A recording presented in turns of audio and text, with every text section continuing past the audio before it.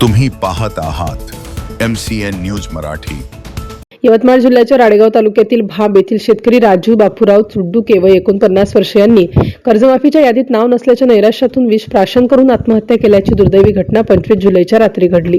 राजू चुड्डुके यांच्या नावे मुधापूर उजाड येथे 1 हेक्टर 39 आर शेती असून त्यांच्यावर जिल्हा मध्यवर्ती बँकेचे लाखो रुपयांचे तसेच 4 मायक्रो फायनान्स कंपन्यांचे सुमारे 2.5 लाखांचे कर्ज होते। घरकुलासाठीही त्यांनी खासगी कर्ज घेतल्याची माहिती आहे।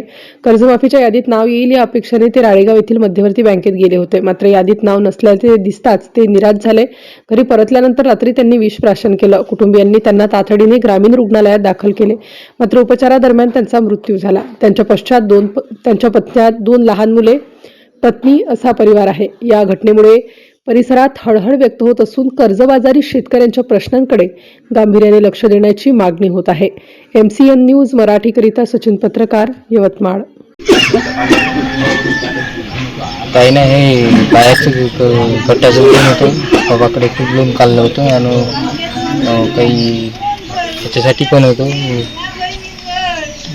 वावराबद्दल आणि घरकुल आलं होतं त्याच्याबद्दल बाहेरून पैसे काढून आणले होते बाबा, ते खर्च होतं आणि शेतीसाठी पण लावासाठी काही पैसे नव्हते बाबापाशी।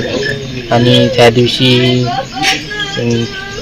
हे आले होते काय म्हणते बा कर्जमाफीची लिस्ट आली होती, त्याने पाहिली होती, त्यात काही नाव दिसलं नव्हतं। तर त्या दिवशी संध्याकाळी नाराजच होते, ते जेवण पण केलं, चांगले बोले पण नाही आमच्यासाठी, तसेच नाराज होते। जेवण केलं आणि बाहेरून गेले, तर मग घरी आले आणि ते पॉयझन घेऊन बाहेर आले।